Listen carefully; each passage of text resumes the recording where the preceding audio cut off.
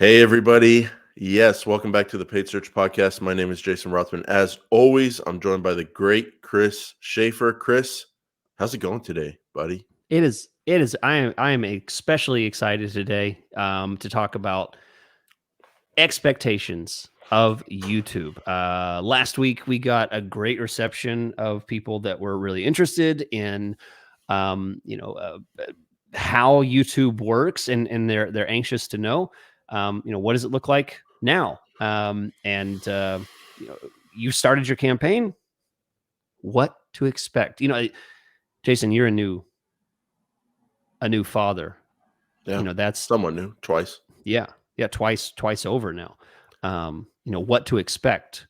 You've read that book, right? I mean, that's Yeah, everybody definitely. wants to know what to expect. Yeah, well, that's what we're going to be talking about. That's what it's all about. And this episode's going to be a lot of fun. Reminder for everyone, we like you. You like us. Please leave us a review on Apple Podcast or wherever you leave podcasts. And if you can't leave us a review, please share the show. We love reading the reviews here on the show. And send And us your review uh, so we'll read it here yeah, if if you if you can't. can't leave it, send it in, and we'll be happy to read it on the air. Show's still growing. Next week it's going to be a big week, the 300th episode of the Paid Search Podcast, Have you decided going on our 6th year. what we're If gonna do? I don't know yet. It does feel like we should do something special. 300 episodes in, 6 years. Um, we'll You see. could you could wear pants for one of these episodes, just like as a celebration. I am wearing pants. Oh, that's me. Yeah. So yeah, Chris. I mean, we got a big. We got a. It's been a lot over here at the Paid Search Yeah, Podcast today. You guys don't even know. it's hot. It's a Yeah. hot day. Yeah. So a lot going on over here. But yeah, a lot going on with our podcast. Going to be 300 episodes in. And wow, does that say something about Google Ads, Chris? It's very easy to Oh man, turn on your campaign and hit go. but But there's a lot of ways to improve, a lot of knowledge to be yeah. gained, and it's been a lot of fun doing it here with you. And yeah, we appreciate everyone sharing the show. I guess I should say, subscribe to our Substack newsletter. We're sharing like the top tip from each episode each week. That'll come in on Mondays right to your inbox, and then the PSP Facebook group on Facebook.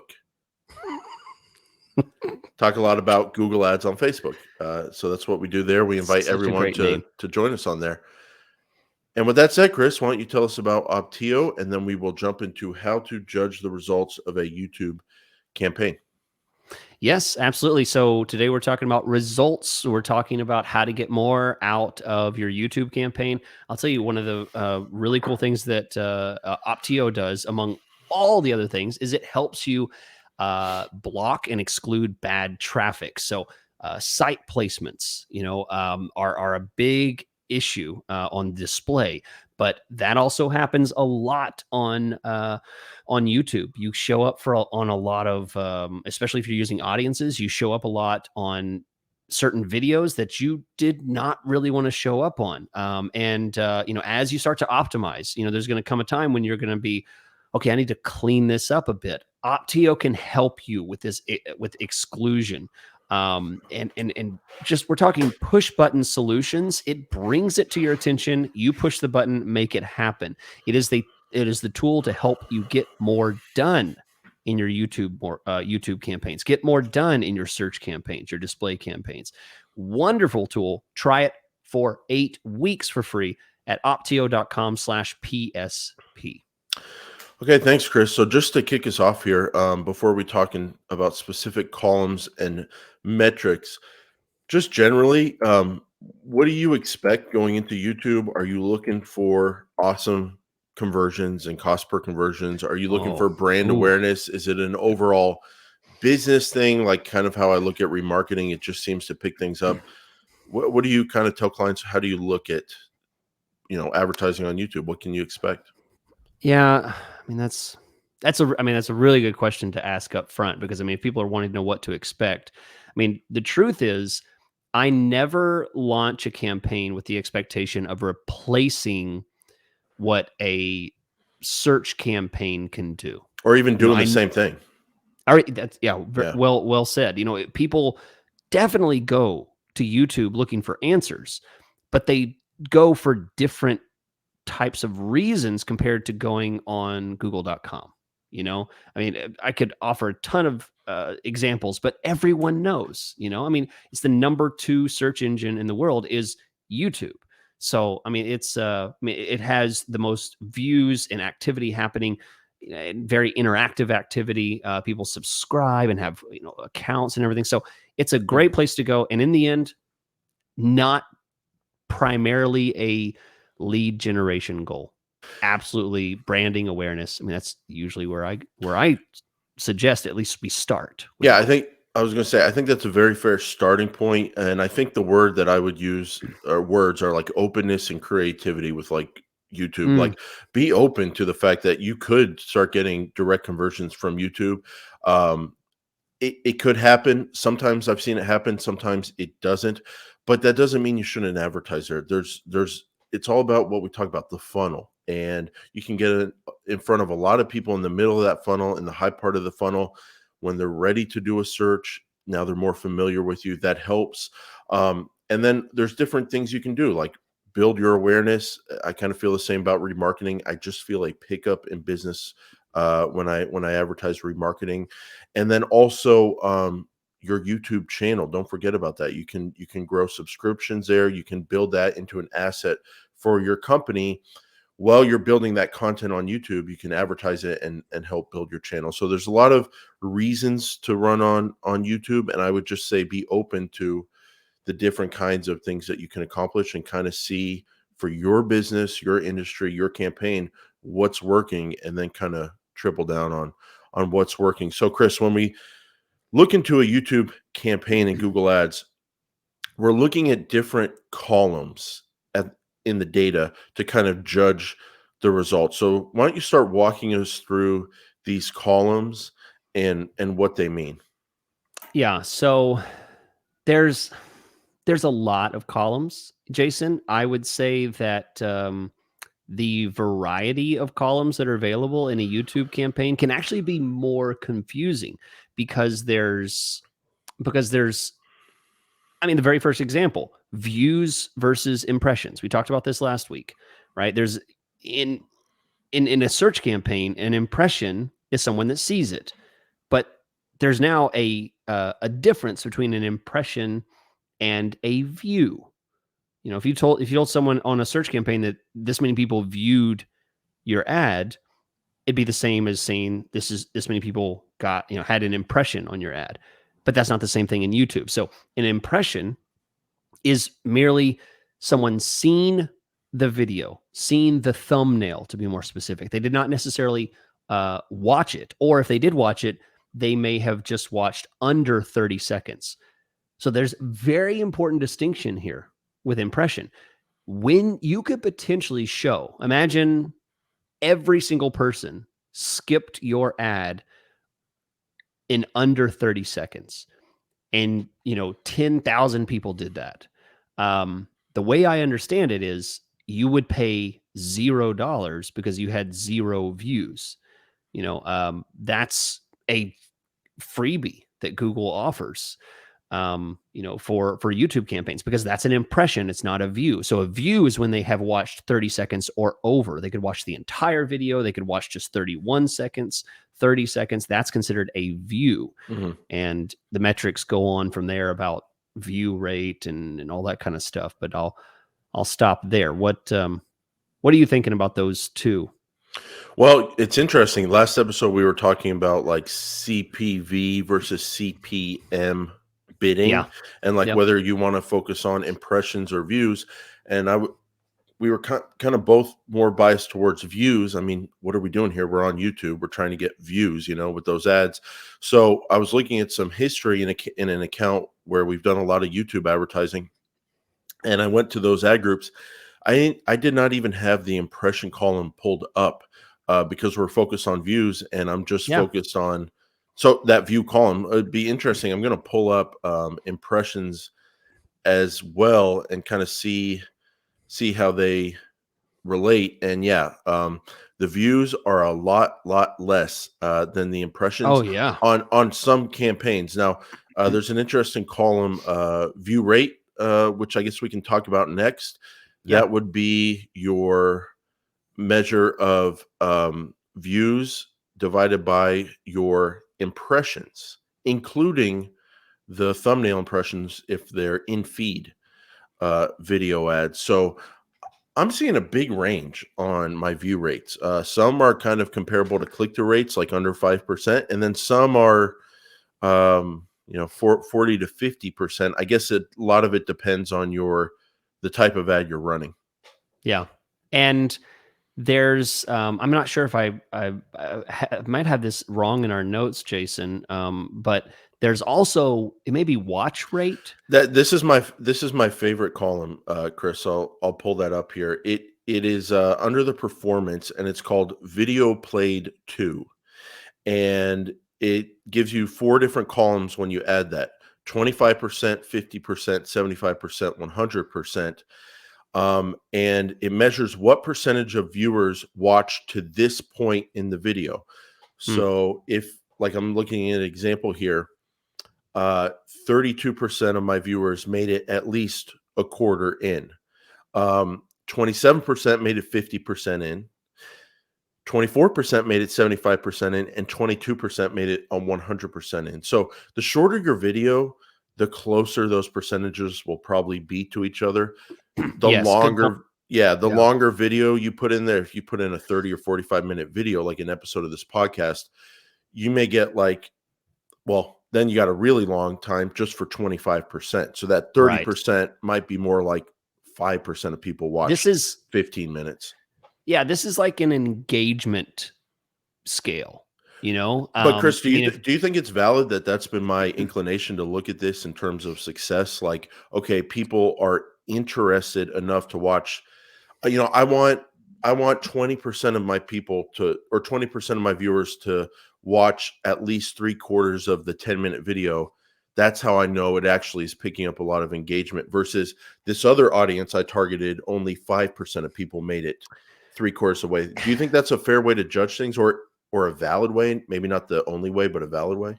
I I think it's a wonderful. It's such an interesting insight because it's kind of akin to a bounce rate in search. You know, you can Yeah, kind of understand how much engagement did our time on site. I kind of think of it as the exactly it, analytics yeah. of YouTube. But here's the thing: by itself, I don't really think that it really matters too much unless you have other videos that you could compare it to, because who cares if the view rate Well, I is I like really, really low unless there's well another one that you have that's really, really high, and maybe that's the one you should do. well, you can judge it that way. You can take the same targeting and judge which ad has a Right. longer view rate. Put them in the same ad group. Yeah, that's one way to judge the ad, but if you're judging the audiences or the kinds of Okay. targeting, I should say, you can run the same ad and run it across different types of targeting, different ad groups, and see, which audience looks at the video a lot longer. The one thing I'll say though, if your video is like 2 minutes versus like a 15-minute video, you're going to get a lot less differences Sure. in what Yeah. 25% of the video means versus 50%. Especially like if you run a 30-second video, it doesn't really mean to me Oh, as yeah, much as if you've got a 10, 20-minute video. I mean, if you're running an in-stream skippable video, which is going to be most of the YouTube ads, I would say. I mean, I'm not privy to all the details behind the scenes, but I would go so far as to say the majority of the YouTube ads are in-stream Well, that's a skippable videos. majority of what we experienced before I was a premium subscriber was in stream Yeah, skippable. yeah. So if that's the case, I would say that there's going to be a lot of value in seeing that metric and understanding how engaged they are. I don't know. I don't know that it's a good measurement of the audience, though. Right? I think it's more of a measurement of the quality. Think of it this way: if I told you I was going to a 40% bounce rate on my site, Mhm. would you tell me that's because I have great keywords or because I have a good site? Well, again, it depends what you want to judge, if you're looking at two different keywords and you say this keyword has a 40% bounce rate, this keyword has an 80% bounce rate, I am Okay. going to judge that 40% keyword to be better. But if you're looking at like an overall campaign statically or a keyword statically, just one keyword and being like the bounce rate is 40%, is Hmm. this good or bad? I do get what you're saying. Like, so if someone is running one audience for targeting one video, and then they're Hmm. looking at their watch time and judging, 20% of people making it to 50% of my video, is that good or not? It's kind of hard to define if that's good or Right. not, if it's a static targeting By and itself. yeah, by So itself. by itself, I think we agree the watch percentage rate is kind of useless unless you have something to compare it to. Yeah, unless you have a comparison. The only thing I'd say though, like if you are running a short video, 30 seconds, and only 10% of people make it, like 25% of that, which would be around, I guess, like 7.5 seconds, only Yeah. 10% of people make it that, Yeah. maybe it's not doing that well. I I, think. d- I don't know if the system would even work because if you have a 30-second video, it's going to be counted as an impression if they skip after, under that 30-second time. So that's probably a Yeah, bad good point. example. But yeah, I think by itself, the watch percentage rate Mm, is interesting, but you need something to compare it to, whether you're comparing different audiences or whether you're comparing the same audience or the same content targeting or whatever mm. with two different videos. So it doesn't stand by itself very well. And it's the same thing. I guess you could say it's the same thing with the view rate. It's like, is your view rate good or Right. not? Well, let's compare it to a different audience. Let's compare it to a different video. I think that's maybe something we're getting at here with like YouTube. It's such a different space than search. The kind of threshold benchmarks, if you will, are not as defined, especially because the product's so dynamic. It's like changing a lot. Yeah. Um, how to judge these results, it's kind of like, well, I think what we're getting at, and what I feel comfortable saying, and the way I think about it is like, I don't really look at YouTube results on their own and go, is this good or bad? I'm always trying to compare it to other YouTube results Hmm. in terms Hmm. of like different ads and different kinds of targeting, and then seeing what I can do better and better and what's working. Couple other interesting columns, Chris, or one other interesting one. There's one called Watch Time, and they give you the amount of seconds. And I've got one here. I've only spent $600, and I've got 3 million seconds of Wow. watch time. Yeah. So, if like the person you're advertising for is kind of asking like, what's the value of this? What have we accomplished? One thing you can kind of point to is like, hey, we've only spent this much money, but look how much time we've had people looking and thinking about your business. Now, Chris, let's talk cost per view. This is probably where people are going to first, probably the Mm. most important way people look at it. And let's also talk maybe CPM as well, but cost per view, what are your thoughts there? Yeah. So this is, if Is it this was cost per not, click? Is that the no, way to think about it compared to I search don't think so. campaigns as your guide? That's a good Because point. it's tempting No, to do that. Okay. no, I don't think so. I don't think Why so not? Why because not? a cost per view is an interaction rate. It's kind of like a pumped up click through rate kind of thing. The Wow. interactivity of the person's um, reaction and involvement with the ad itself. When it comes to a search ad, there is no interactivity. They either click or they don't. It's a very black and white kind of thing. But when it comes to their interaction with the website, right, that's what becomes very gray, very dynamic. And that's the way I think about the ad because the ad's a very interactive component. The inventory of the ad itself can be liked and subscribed to and watched across different time scales.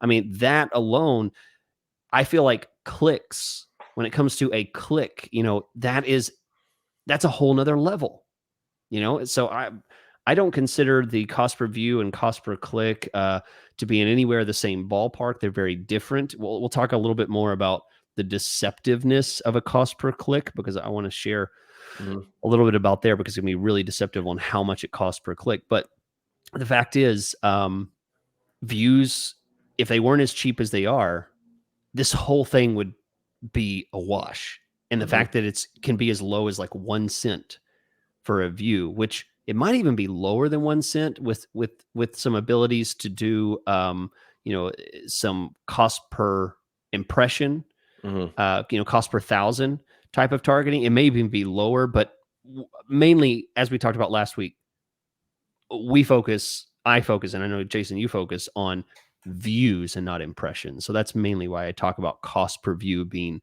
really cheap, as low as a cent. Yeah, I do have some campaigns where it's been low as a penny. Sometimes when I start off video campaigns, I'll go as high as 20, 25 cents, Sure. just to get things rolling. Um, do you use cost per view as kind of like a driver of your aggression level, just like you would in a search campaign? Sure. Yeah. I Yeah. mean, otherwise you don't have a RPM gauge, right? It's essentially the RPM gauge. How heavy am I pressing on the gas here? How aggressive am I being with with this? Yep. So you've got that column there, cost per view. Um, Now, what's interesting with some other columns that you can add things like click and cost per click, like the same columns you would in a search campaign. So how do you look at click and cost per click when it comes to YouTube? So when it comes to click, it's important to note that they've already become a viewer. They've already watched, right? It's essentially impossible to be a person who only gives an impression and then click on something, because it essentially, in order for the view to happen, they need to go past a certain threshold, not skip it essentially, and then they can click. So a click and a view go together. So I consider a click to be on a different level. And here's what I was hinting at before. Here's what's deceptive about the cost per click. It will take the total spend of that ad group or the campaign and then divide that by the number of clicks. So if you've spent $100 and you've gotten 10 clicks, it's going to show that the cost per click was $10 for that, which is, be like, oh my gosh, that's so expensive. I mean, that's really high. And it often happens that you see a very high cost per click, but that's because it's taking a secondary action, right? Somebody's already watched. Now they're clicking and going to your website. So the cost per click is higher because it's a secondary action. It's a further action. It's kind of like a subscription or a like or something like that, but it's even more concrete because they're going to your website. Um, I think it can be really deceptive and off-putting for people to report the cost per click, because it's like, who wants to see a 10, 15, $20 cost per click? That's Yeah. that's not But appetizing. it's and that kind of speaks to the openness of YouTube advertising and the creativity. Like, what do you want to do on here? What's your goal? Because you could look at different ads you're using in different calls to action in the ads, and judge the click through rate on one ad versus another. And again, you could do it not just between the ads, but between the different targeting types. So, like, is this other targeting type actually getting a lot more click through rate and getting a lot more clicks? So I kind of look at them the same way, like they're kind of like a bonus, like a secondary Yeah, factor bonus. yeah, a I like bonus that. Yeah. I'd say with most YouTube campaigns. But that said, even though it's like a secondary factor or a bonus, you can still use it to compare different targeting types and different ads and see which one's connecting more. And you can also compare that cost per click to your search campaign and kind And of the see if click-through you're rate. comfortable with it. And the click through The rate, yeah. click through rate as well. There's a view rate and there's a click through rate. So there. I mean, there's a lot of. That's what makes it such a special network to show on, because there's, instead of just one action, a person Mhm. can actually have multiple actions and interactions with an ad, which is really cool as an advertiser to not be focused on just one level of interaction. Yeah, and I'm looking at 2 different YouTube campaigns here. One of them had a click-through rate of 0.01%. That could be because of the type of ad, it could be because of the type of targeting. Another YouTube campaign had a 0.37% click-through rate. Okay. Yeah. And that's like 37 times more than that other campaign. Yeah. So if you're trying to like judge, you know, just how relevant the audience finds your ads and how engaged they get with your ads, it's not the only way to do it, but it's one way to do it. So Chris, let's talk about conversions from a YouTube campaign. You can have that column in there as well. Yeah. So of course, I mean, we've gone so deep. We've gone from like an impression to someone saw it to then someone viewed it to how long they viewed it. Then, They and we clicked haven't on even it. talked to, yeah, they subscribed, liked, got earned views. There's those kind of things we didn't really talk about because Mhm. honestly, for Jason and I, we're not really focused on like subscriber building. It's something we'll talk about in a minute, but not something that's really on our list of goals. But so now we get to the point where they've clicked and it's like the gold of all of this. You've got the branding done, you've got the traffic going to your site, and now lead generation. And if you didn't listen to last week, go back and listen. But I mean, I do not weight success very much on conversions. If I spent hundreds of dollars, thousands of dollars on YouTube and I get no conversions, I do not consider it a failure. Unlike a search campaign, I might. Yeah, I think I could see, like, I've gotten direct conversions from really interesting placement campaigns on the display network.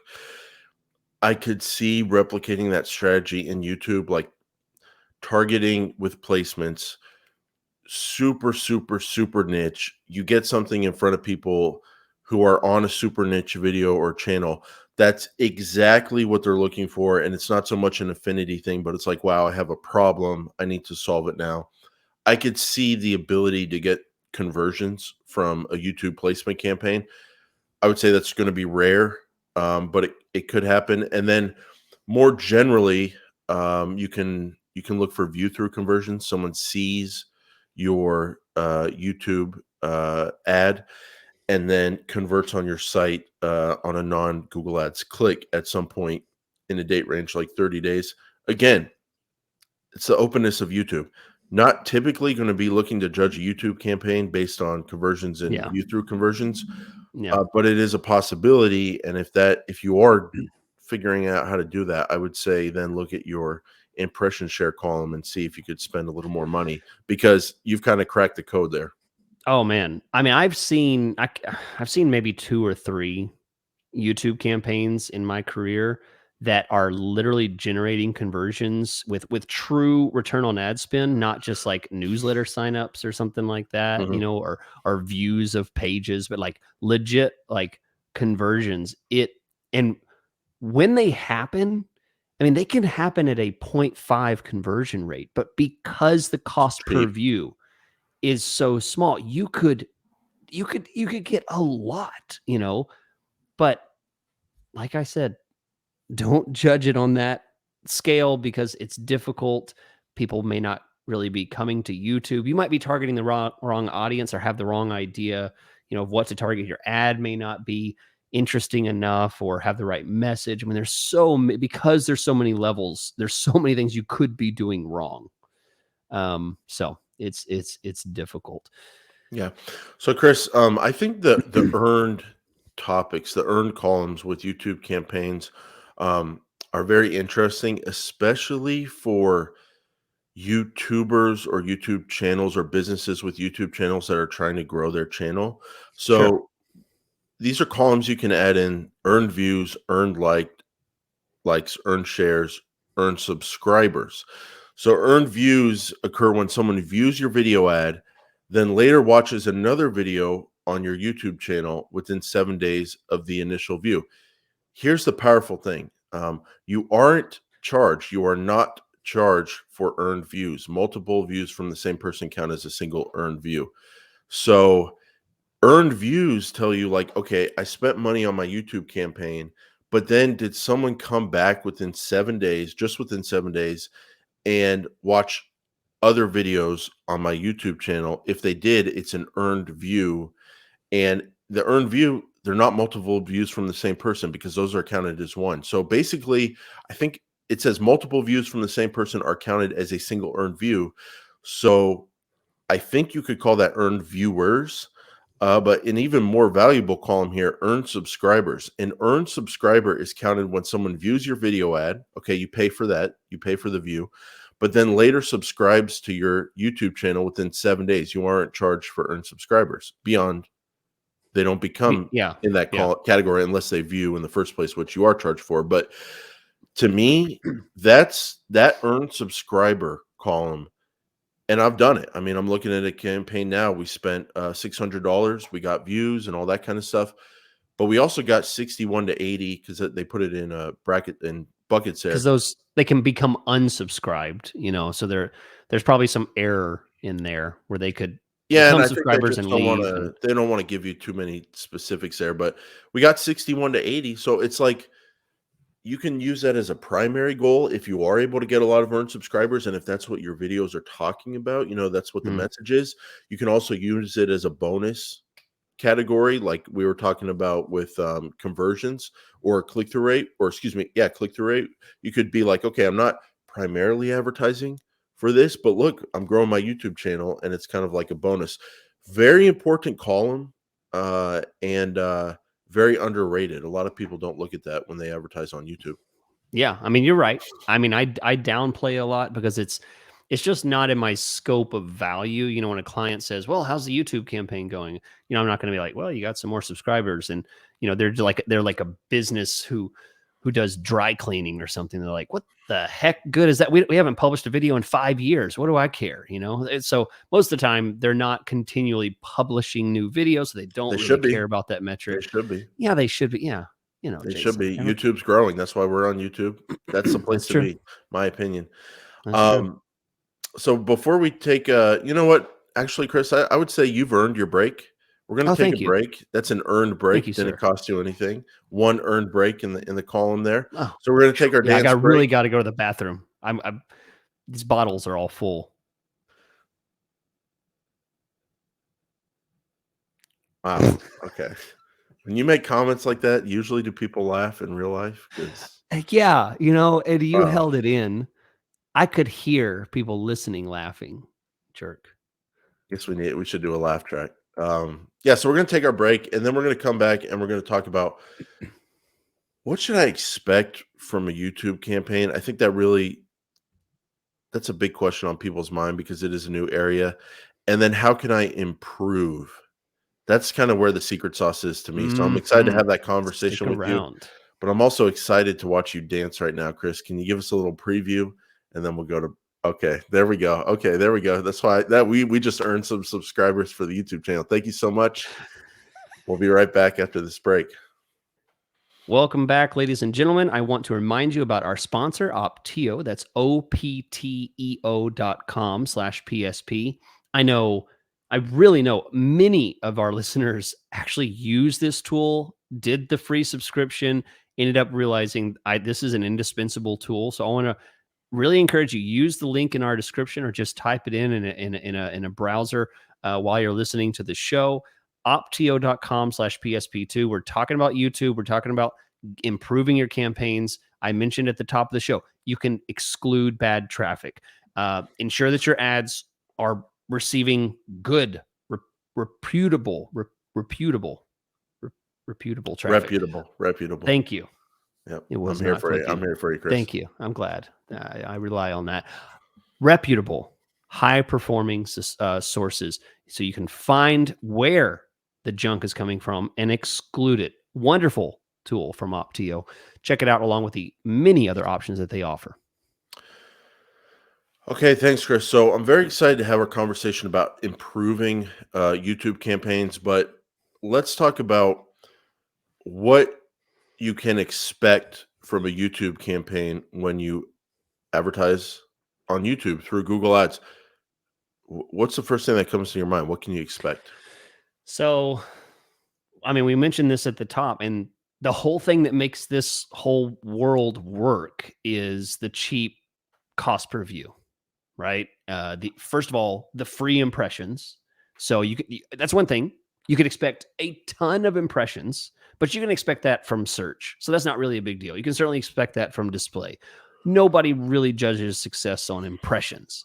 Um, what you can expect beyond impressions is views, and those are very cheap. So you can expect a high volume of views. And here's the thing, the caveat that I have to share. Think about YouTube.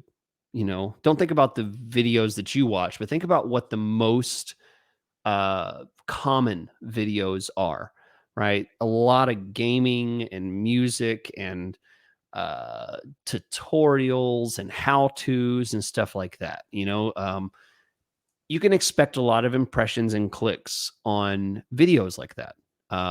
Like Jason said last week, I think you mentioned, having the discipline to not being freaked out over, every quote unquote bad quality video you're showing up on. Sometimes, you just can't edit out every unacceptable impression or view that you might get on some content, but expect it. That's what you're going to get. And there's ways, we'll talk about it in a minute. There are ways to mitigate that. But you should be aware that it's going to happen. Yeah, so I'd say, what can you expect from a YouTube campaign? Brand awareness, views. Yeah. But I would also say be open to the possibility of the bonuses or surprises you can get from really great YouTube campaigns, the earned subscribers, the clicks to your website, the conversions. They are possible sometimes. Chris, you can also get a ton of knowledge from advertising on YouTube. You can look at your placements. You can see where the audiences that you defined and decided to target, where they are looking at things on YouTube. You can find new competitors, see what they're doing. You can find people to partner with. You can find people to make brand deals with. Have creativity and use it as a way to gather a bunch of data. And then also use YouTube. If you're using it the right way, you can expect to build your assets, your brand awareness. If you get clicks from the YouTube campaign, that can help you build your remarketing list with relevant traffic, and then like earn subscribers. You can build your YouTube channel. So there's a lot you can do. Start with brand awareness. Start with a lot of views for cheap, your cost per view, but build, and keep testing things. I think that's my message here is Yeah. test things. And then I like where your mind was. We started talking before the show. You like the cheapness of advertising on YouTube, how you can control your cost per view and get it down to a penny sometimes. And keep testing, but you can test on the cheap. Try a different content targeting strategy. Try a different audience strategy. Layer them on with the demographics. See if you can crack that code and test on the cheap and gather a lot of data. So that's kind of what we think you can expect from a YouTube campaign, Chris. Now, let's say you're running on YouTube. You've been doing it. You're trying a bunch of stuff out. You're testing. You're seeing some views, seeing some Yeah. earned subscribers, that kind of stuff. But how can you improve your YouTube campaigns month to month? I think this is probably the most important topic of this episode. And so let's talk about improving YouTube campaigns. Let's say Joe went and started, he listened to this episode. He went and started a YouTube campaign. He's all excited. He goes and he looks, where did my ad show? He's been showing for a week. Uh-oh. Where did you know where this is going? Where did my ad show? And he is absolutely devastated that first of all, his ads showed on a lot of other sites other than YouTube. Hmm. He may not have been expecting that. That is one way. If you want to be very selective, you can choose not to show ads on the display network. That is a campaign level setting that you must unselect. It is selected by default.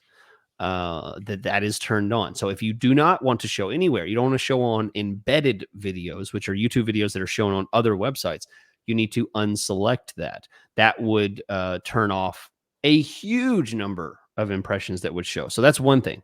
One other thing that I'll say, and then Jason, I'll give you some leeway here. You can exclude by topics. So if you do not want to show on gaming channels, if you don't want to show on beauty makeup tutorials, you don't want to show up on certain things, you can block those. Entertainment videos are really big. You can get a ton, music videos, things like that. You can get a ton of impressions and views on those. And if you're a B2B company trying to reach, people who are trying to do,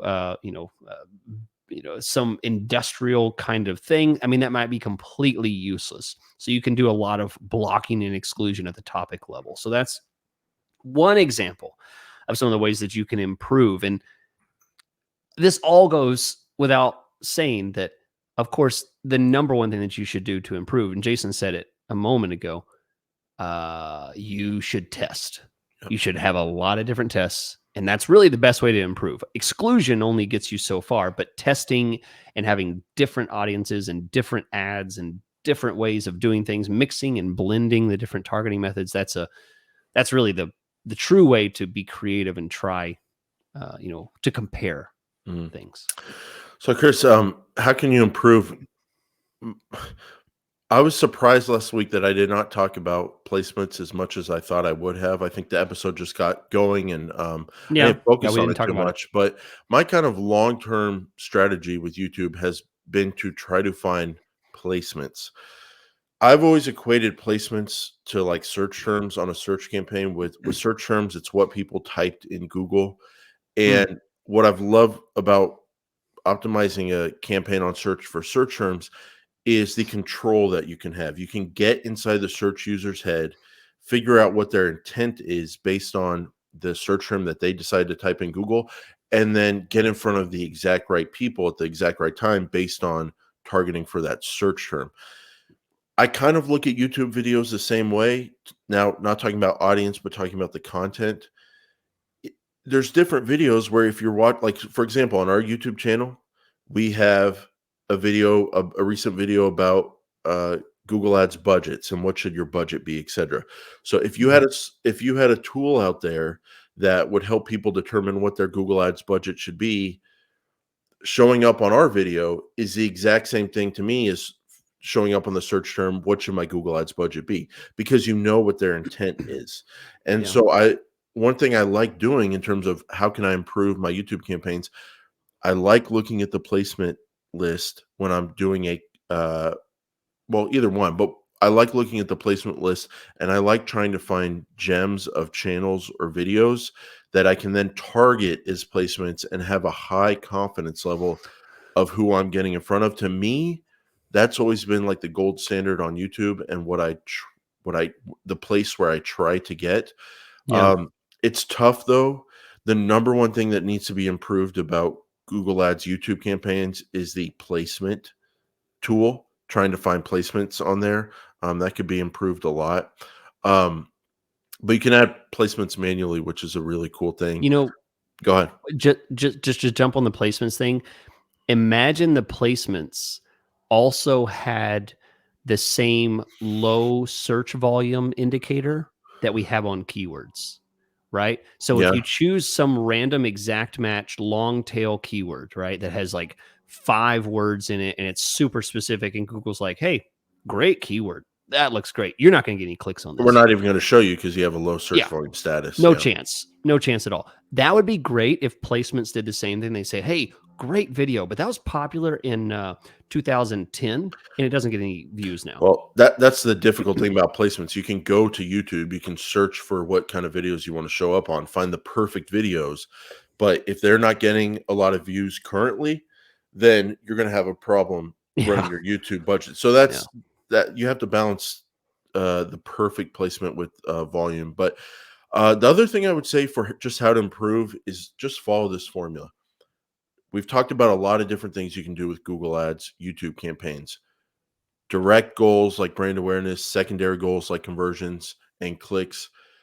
Define your goal, whatever your goal is, whether it's earn subscribers or click through rate or watch percentage. Like, define how you're going to judge things, define it and pick something.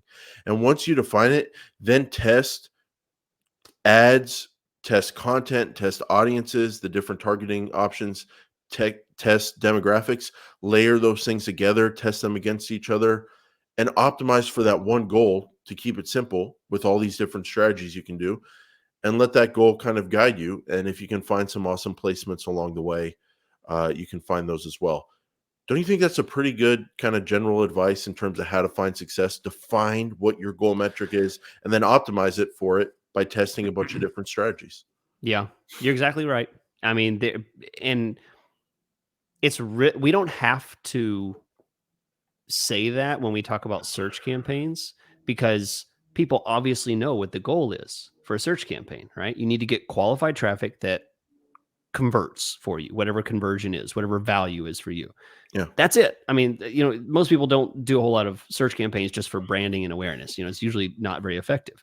But because there are so many different acquisition of success in Google Ads, from a view to impressions to In YouTube. subscribers. Yeah. In YouTube. Yeah, sorry, yeah. Did I say, yeah? If I said, Google Ads. Yeah. yeah, thank you. Yeah, because there's so many in YouTube. You I have to think that's choose. You have very to important. focus. You have to focus. Choose what it is and then focus on that. Yep. And Totally agree. you can have different YouTube campaigns. Like, people really need to get creative here. You can have your Sure. brand awareness. We sell a golf product, so we're going to target people who are in the affinity for golf and that kind of stuff. And then more of a direct conversion campaign. Like, no, we're going to target these specific channels and videos with video ads that have calls to action of click and buy now, and target for different optimize for different goals across different campaigns. I think that's pretty good advice. So, Chris, a lot of fun the last couple of weeks talking about Yeah. YouTube. But you know what? I miss my search world. I don't know if we're going to get Yeah. back to that next week, but I do know we have a lot of pressure. It's our 300th episode. We got to come up with something special. Hmm. And so I'll be brainstorming that with you as Okay. well. We'll have to think on it, but I still yeah. think it'd be kind of fun to, what is it like to do 300 episodes with a complete stranger? I still think that's Well, what's it like? Give us a little preview. Oh, no. Give us a little tease. Well, Let me it ask you is this. How often do I dominate your mind during the week? Do you think about me other than Thursdays when we record? Jason, I'm asking you. I don't want to hurt your feelings. I think about you when I come across something that, I'm like, "Oh, Jason should see this," or, "Oh, this is a lot." Yeah, I take screenshots of things, Yeah, you do. tell you stories of clients. So, yeah, plenty of times. Yeah. Yeah. I think about I think about you too. Yeah. your kids and your wife, you know? Yeah. I think about your wife and sorry, that came out wrong. Said But that. tell her I said hi, Chris. Yeah, okay, I will. And where can people say hi to you? Yeah, if you want to say hi, chrisschaefer.com. I have a growing and popular Patreon that you can join. And if you want to up your game in Google Ads, I share my face and my screen, which is something I don't do on the podcast, that you can enjoy for a real learning-based environment. Jason. Okay, thanks, Chris. And I'm at rothmanppc.com. I do Google Ads consulting and also Google Ads management. You can find me there. So thanks for listening, everybody. Make sure you go to paidsearchpodcast.substack.com and subscribe to the newsletter so you can get our weekly newsletter on Mondays.